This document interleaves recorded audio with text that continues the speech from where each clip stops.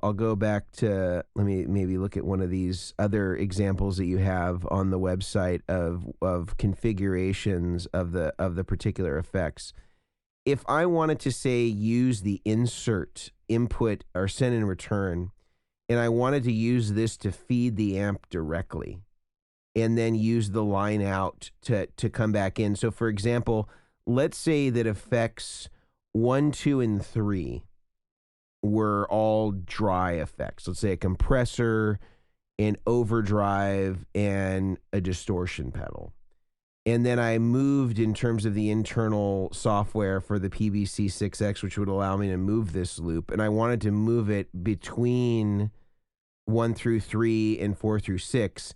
Could I use the insert send as the output to the front of the amp and then take a line out of that and then come back into the return of the insert and then have 4, 5, and 6 just be feeding the mutes for the, or the input mutes for the wet effects, let's say. So in essence, I can use one of the insert loops as my output to the front of the amp. I guess that actually the line out would just feed the buffer input from the, at that point in the line mixer, and then you would just be using those sends as the ways to mute the wet effects.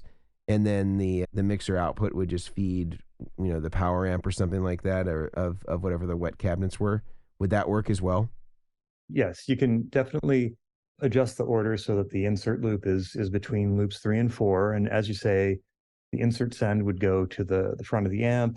You would need the line out of the amplifier to go back to the insert return because you need that signal to be able to feed the inputs. Send 4, 5, and 6. You'd be getting that amp signal into insert return. Then that would selectively. And would you just use a splitter at that point, like a splitter cable that would then feed also the dry input, so you'd have that feeding the mixer as well?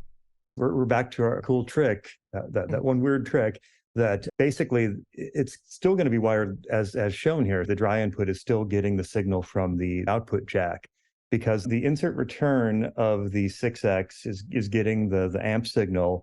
And then because there's nothing going into returns 4, 5, and 6, then that signal coming into insert return is being split internally by the PBC6X, and it is going to send 4, send 5, send 6, and the output.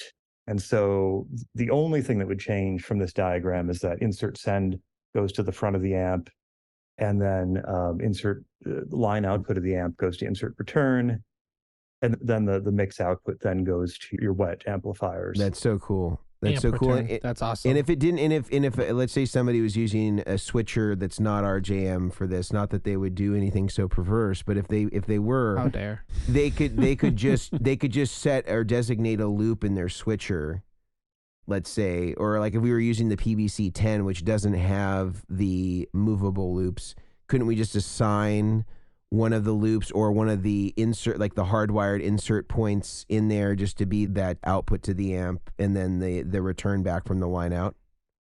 Yeah. The only difference between the insert loop on the PBC6X and the other loops is that it has an integrated buffer on the send. Any way you can get a patch point in there where you have a send and return, any loop, or as you say, the fixed insert points on the PBC10, as long as you can get the signal in and out at a point, you can use that to, That's so great.